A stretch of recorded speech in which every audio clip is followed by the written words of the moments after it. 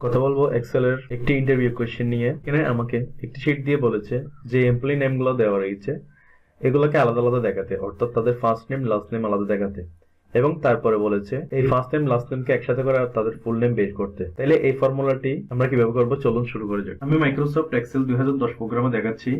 Microsoft Excel 2010 প্রোগ্রামের উপরে যেগুলো রয়েছে আপগ্রেড ভার্সন 2013 2016, এগুলোতে আমরা সহজে এই কাজটি করতে পারি একটি ক্লিকে, যেটাকে বলা হয় ফ্ল্যাশ ফিল। কিন্তু উইন্ডোজ 10 অনেক সময় ফ্ল্যাশ ফিল কাজ করে না বা দেওয়া থাকে না, আমাদেরকে ম্যানুয়ালি করতে হয়। তাহলে চলুন ম্যানুয়ালি দেখি। তাহলে আমি কি করব, এই যে টেক্সট গুলোকে সেপারেট করে দেখাতে হবে। টেক্সট গুলো সিলেক্ট করলাম এই কলামটি। এরপরে আপনারা আপনাদের মেনু বার থেকে ডেটাতে যাবেন। এরপর এখানে ডেটা টুলস এর মধ্যে রয়েছে টেক্সট টু কলামস, এখানে ক্লিক করবেন। একটি ডায়লগ বক্স চলে এসেছে convert text to column wizard নামে। তাহলে এখানে ডেসিমেট, এটা ডেলিমিটেড এটি থাকবে।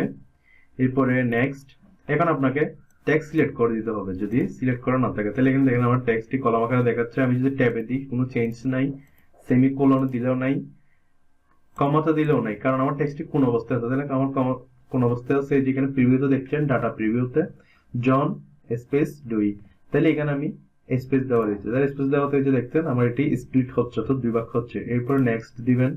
ডেস্টিনেশন, ডেস্টিনেশন বলতে কোন জায়গায় সেটি আসবে। তাহলে আমার এই যে ফার্স্ট নেম এই ঘরে আসবে। এরপর আপনারা ফিনিশে ক্লিক করবেন, এখান থেকে ওকে দিবেন।